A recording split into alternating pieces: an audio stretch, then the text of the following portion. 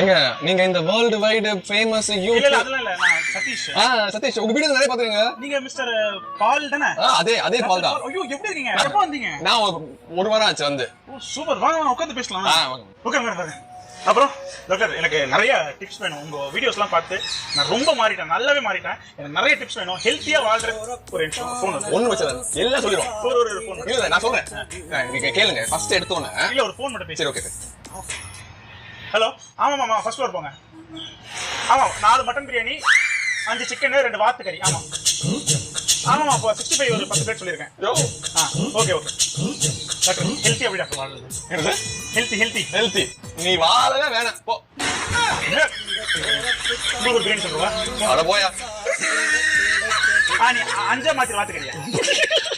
சிரிக்காதீங்க, மைக்ல வரங்க. அத நினைச்சுத்தான் மனோ உலகம் முழுவதும்